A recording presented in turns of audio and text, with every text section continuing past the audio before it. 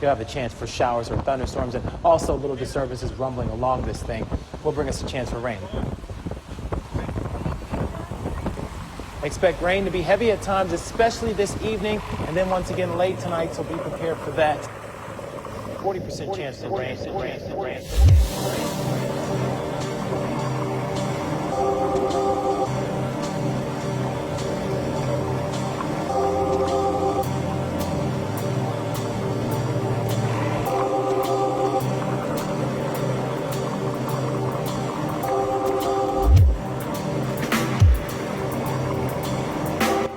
The Royal Akarana Yacht Club Auckland-Noumea Yacht Race is underway with 8 boats hitting the start line in heinous conditions, including wind, rain and an extreme lack of sunshine.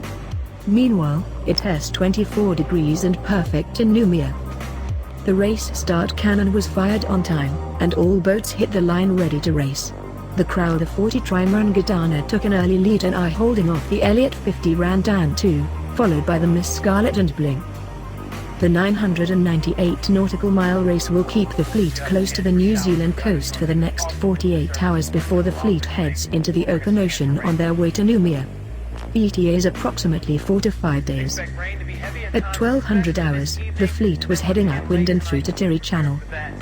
Moody Blue, the sole cruising boat, is bunkering down in Noumea, and will rejoin the fleet on Monday or Tuesday. Clockwork, the Bakewell White 37, has opted to withdraw from the race and will depart Auckland bound for Noumea on Tuesday at this stage.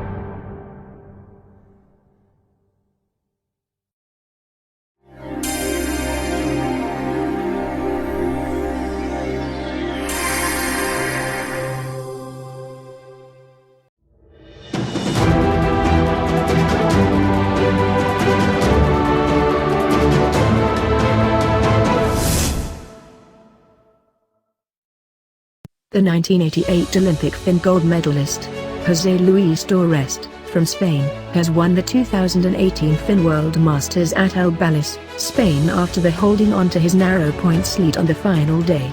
Antonio Poncel, from Chile, sailed the best day to take second, while Giacomo Giovanelli, from Italy did just enough for third.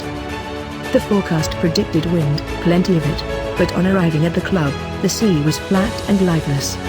However, something was developing, and it wasn't long before a building easterly was in place and beginning to show some life. The first race was tricky, with several large shifts causing abandonments and restarts, but the wind finally stabilized at 9 to 12 knots and the fleet enjoyed 2 great races. Many sailors jumped the gun and picked up 1 or 2 starting penalties, which changed the overall standings somewhat. In the yellow group, the defending champion Vladimir Krutskik, from Russia, took a win, but couldn't match that in the other race to end up 4th overall. Thomas Schmidt, from Germany, won his second race to end up 9th. Antonio Poncel dominated the blue fleet and nearly won both races, but former champion Andrew Budzian from Germany ended his week with a win, a few boat lengths ahead of the Chile. Over on the other course, in Red Fleet, Paul Mackenzie, from Australia, and Christoph Berger from Switzerland took the wins, while in Green Fleet, Brit Simon Percival took the win after the winner was black flagged.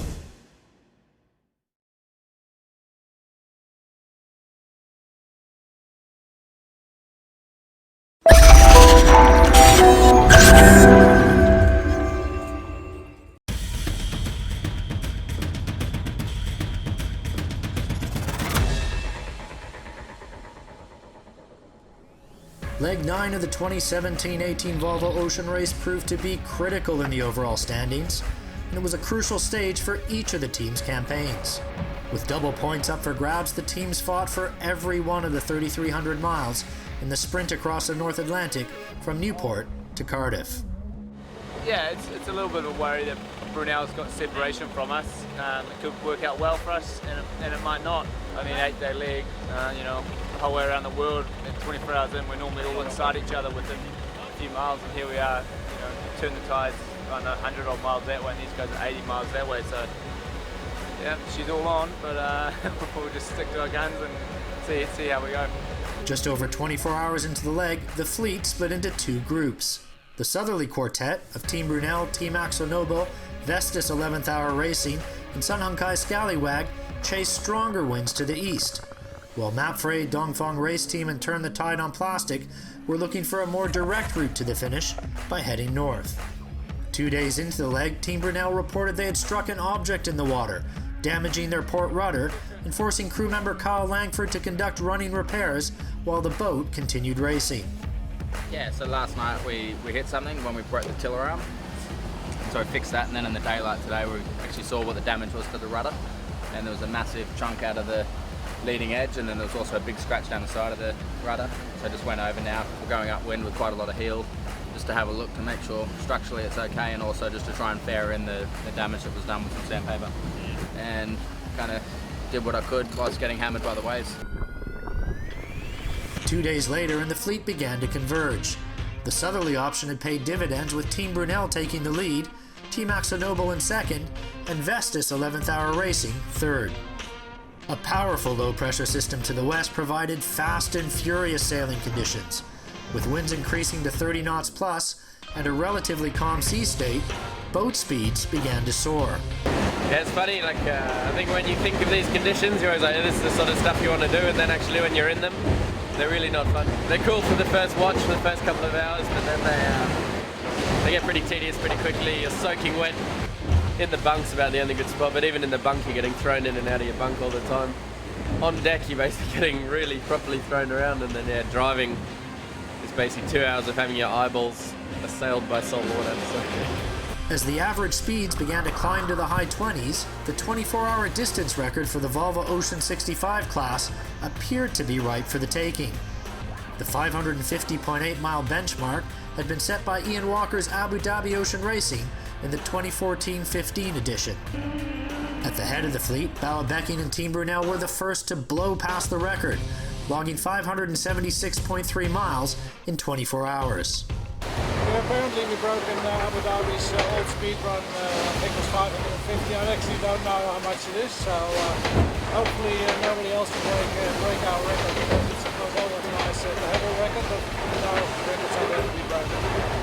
But their Dutch rivals, Team AkzoNobel, quickly went one better, smashing the VO65 class record with a distance of 602.5 miles, and in doing so, they set a new race record, usurping Torben Grail's mark of 596.6. That was set aboard Ericsson 4 in 2008-09, an achievement made even more remarkable given that was established in the bigger and more powerful Volvo 70 class. Akzo said 601 miles now, 24 hours. 601? I told you that we brought the all-time Volvo record. Volvo 70 as well. Be there if we can hold it. I would have bet the house you couldn't do 600 in one of these boats. Isn't possible. Just so happy for the whole team. Everything has to align perfectly to bust the record at this level, and to break it the size that we have is, it could be broken again, but it's going to stay for a while, I think. With less than 600 miles to run, the sailors finally received a break as the fleet transitioned through a ridge of high pressure and wind speeds receded. But tension was mounting for Spain's Mapfre. Fifth on the water meant their tenuous grasp of the overall race lead was now at stake. Yeah, we're near the end of this transatlantic now, and we're sitting in fifth. Vesta's not far away in fourth, so we're obviously doing everything we can to try to catch them. Obviously we're hoping AkzoNobel will win. Currently we'll drop to second overall. So yeah, we lose our overall lead, but it's all still to play for, 2 legs to go. 2 points in it is really nothing. 8 days into the leg, the fleet passed the famed Fastnet Rock off Ireland's south coast. The Dutch rivals of Team Brunel and AkzoNobel engaged in an attacking duel all the way up the South Wales coastline and across the finish in the Bristol Channel. Bala Becking and his Team Brunel crew held their nerve, going on to claim a vital victory and putting them in contention for the overall race win. We're tremendously happy, but I think most important is that we sailed again a very good leg, and we sailed very consistent. So that's, I think, in the end we always know that's key to become successful. But we've proven now that we were not just a one-day fly. Simeon Tienpon's Team AkzoNobel settled for second place. Their legacy will be in setting a new race benchmark for distance sailed in 24 hours. No, absolutely.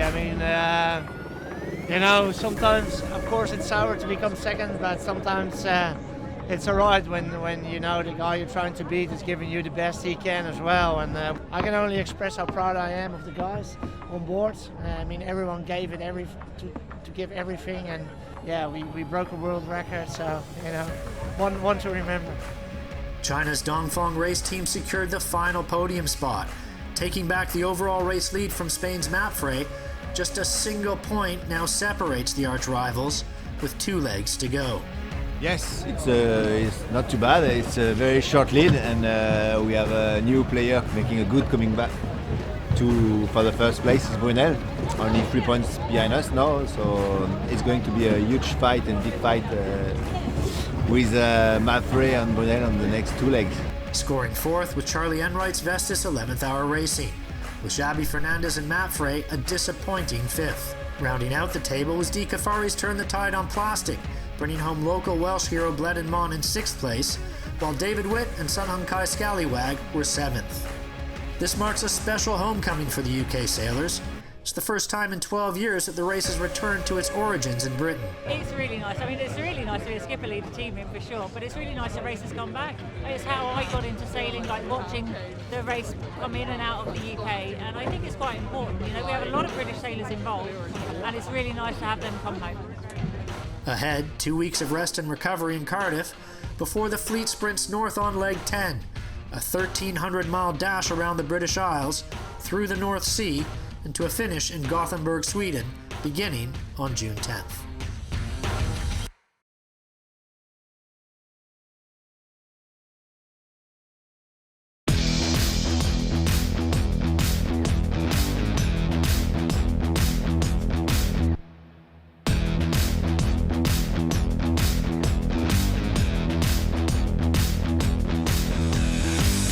in Cardiff, Wales. This is the final full haul-out stopover for the race.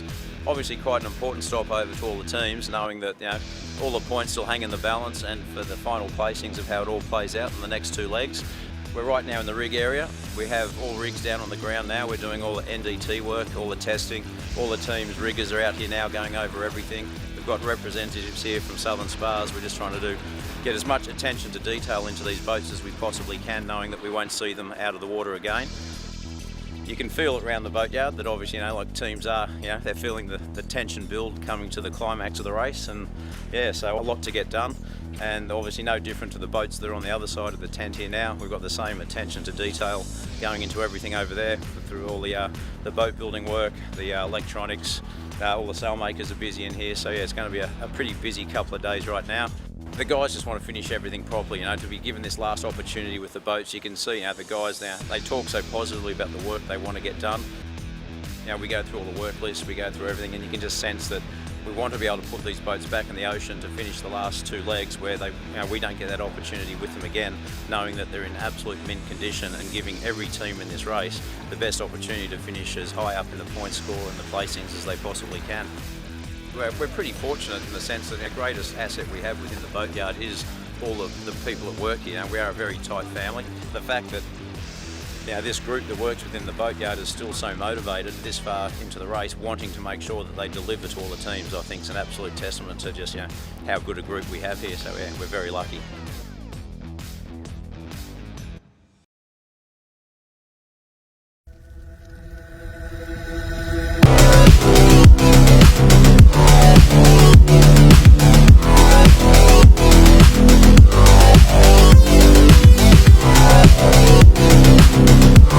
After 2 days of cold winter racing, it's come down to the wire with a count back to the very last race. After the dust settled from the two protests involving the two leading boats, Leslie Green's Ginger won over Howard Spencer's Menace. Taking out the third spot was Chris Hannock's Vila.